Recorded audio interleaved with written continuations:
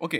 तो पिछली वीडियो में मैंने आपको बताया था कि बेंडिंग स्ट्रेसेस क्या होते हैं, बेंडिंग स्ट्रेसेस प्रोड्यूस कैसे होते हैं और कहाँ पे बेंडिंग स्ट्रेसेस जो हैं वो ज़ीरो होते हैं। ये मेरे पास पिछली वीडियो से जो स्लाइड है जो मैंने पेपर पे आपको बताया था, मैं थोड़ा सा रिकॉल कर देता हूँ कि न्यूट्रल फाइबर जो होता है वो होता है बीम की लॉन्गिट्यूडनल डायरेक्शन में, जहाँ पे हमारे जो स्ट्रेसेस हैं वो ज़ीरो होते हैं, या फिर जो स्ट्रेसेस हैं वो अपनी नेचर को चेंज कर रहे होते हैं, वो कंप्रेसिव से टेंशन में जा रहे होते हैं या टेंशन से कंप्रेसिव में जा रहे होते हैं।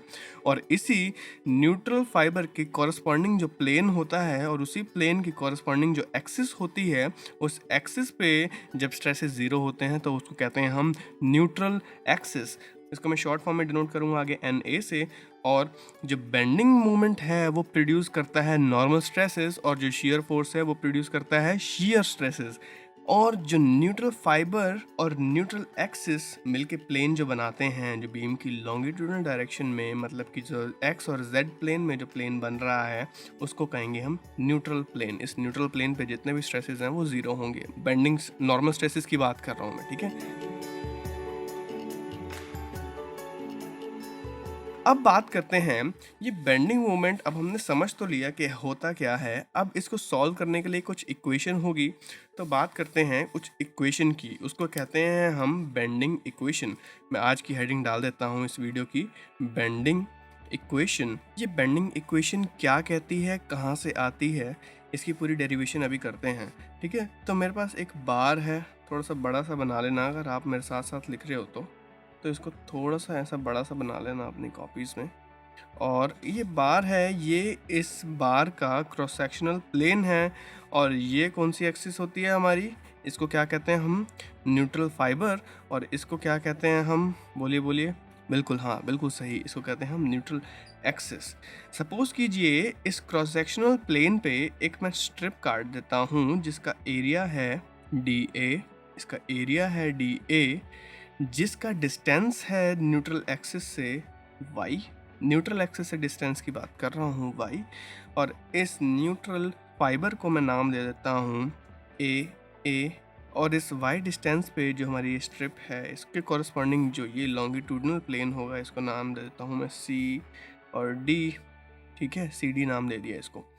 और इस एरिया पे जो फोर्स लग रही है उस फोर्स को मैं नाम दे देता हूँ DF, ठीक है। अभी तक चीज़ें आसान हैं। इसको A, अच्छा इसको B नहीं दिया, इसको A एक बोल दिया मैंने। ये हो गया AB, ये हो गया CD। और ये क्रॉस सेक्शनल प्लेन है, उस पर स्ट्रिप काट दी है DA और उस पर फोर्स लग रही है DF। चीज़ें आसान है, बिल्कुल भी मुश्किल नहीं है। अब मैं इसी बार को बेंड कर देता हूँ, ठीक है। तो ये बेंड हो जाएगा तो ये कैसा दिखेगा, कुछ इस तरीके का दिखेगा। अब जो शेप हो गई वो कुछ इस तरीके की होगी, A' B'। ऊपर वाली जो लेयर है, जो डिस्टेंस है y डिस्टेंस पे, उसको नाम देता हूँ मैं C' D', A' B' C' D'। और अगर इसी, अभी क्या है कि ये ना एक आर्क बना रही है, दिख रही है ना कि एक आर्क बना रही है, बेंड हो चुकी है, हॉगिंग मोमेंट में बेंड हुई है। तो अब ये आर्क बनाएगी, इसको नीचे की तरफ कर दिया, इसको नीचे की तरफ कर दिया, ठीक है। पेपर बचा रहा हूँ, थोड़ा सा प्लीज़ समझ जाना यहीं पे। इसको नीचे की तरफ कर दिया तो ये क्या है, थीटा एंगल बना रहा है। और आपको पता है ना कि जब यहाँ पे थीटा एंगल बनता है और ये मान लीजिए R है रेडियस ऑफ कर्वेचर, तो मैं आर्क की लेंथ निकाल सकता हूँ। और आर्क की लेंथ ये कहाँ से कहाँ तक की है, इस सेंटर से लेके न्यूट्रल फाइबर तक की। मतलब कि अगर ये नाम दे दिया मैंने O तो OB जो है हमारा रेडियस ऑफ कर्वेचर है। और जो हमारी आर्क है वो है A' B', क्योंकि मैंने B' तक का ही जो है वो रेडियस लिया है। तो A' B' की लेंथ में निकाल सकता हूँ। आपको वो फॉर्मूला पता होगा कि arc is equal to radius into theta. तो R कितनी है, A' B' is equal to radius कितना है R इंटू थीटा, जो एंगल बन रहा है, ये एंगल बन रहा है थीटा, ठीक है। अभी मैं इसको छुपा देता हूँ। यहाँ तक आपको समझ आ गया। अब मैं आपको एक चीज़ बताना चाहता हूँ कि जो हमारी न्यूट्रल एक्सिस है, जब उस पर कोई स्ट्रेसेस प्रोड्यूस ही नहीं हुए तो उसकी लेंथ कैसे चेंज हो जाएगी? अगर ये टेंशन में है तो ऊपर वाली लेंथ डेफिनेटली इंक्रीज हुई होगी, और अगर ये कंप्रेशन में है तो नीचे वाली जो लेंथ है वो डेफिनेटली डिक्रीज हुई होगी कि नहीं हुई होगी। अगर ए बी पे कोई स्ट्रेसेस प्रोड्यूस ही नहीं हुआ था तो ये क्यों इंक्रीज या डिक्रीज होगी? तो मैं क्या ए डैश बी डैश को ए बी के इक्वल लिख सकता हूँ? हाँ या ना? अब मुझे नीचे कमेंट्स में बताइए कि क्या मैं ए बी को ए डैश बी डैश के लिए इक्वल रख सकता हूँ? बिल्कुल रख सकता हूँ। ठीक है, तो A B is equal to A dash B dash is equal to R into theta. लेकिन मैं सी डी को सी डैश डी डैश के इक्वल कभी भी नहीं रख सकता, क्योंकि मेरे को पता है कि जो इंक्रीज हुई है वो हुई है लेंथ। यहाँ पे सी डी जो है वो सी डैश डी डैश तक जा चुकी है और यहाँ पे टेंशनल स्ट्रेसेस प्रोड्यूस हो रहे हैं, तो मैं कभी नहीं कह सकता कि जो सी डी है वो सी डैश डी डैश के इक्वल है। ठीक है, अब मेरे पास फॉर्मूला आ गया कि A dash B dash is equal to A B.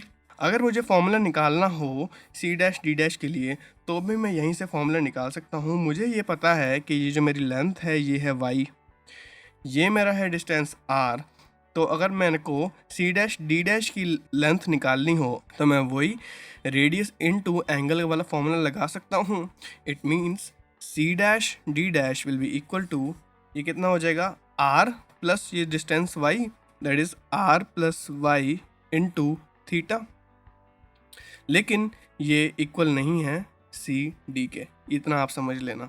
अब बात कर रहा हूँ स्ट्रेन की। स्ट्रेन यहाँ पे कैसा प्रोड्यूस होगा? नॉर्मल स्ट्रेन, क्योंकि नॉर्मल स्ट्रेस लग रहा है तो उससे जो स्ट्रेन प्रोड्यूस होगा वो भी कैसा होगा?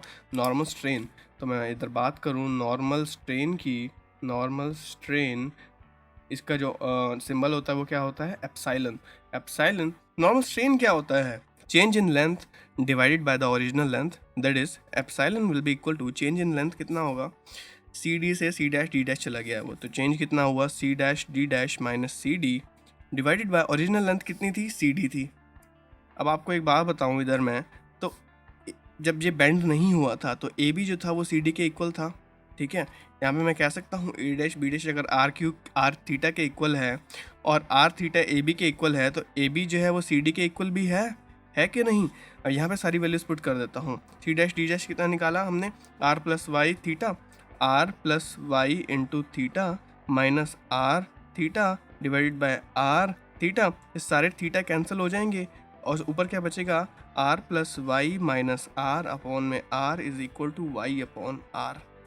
पता चल गया, is equal to epsilon. Sigma को लिख सकता हूँ epsilon into Young's modulus. Young's modulus क्या होता है? Stress divide by strain.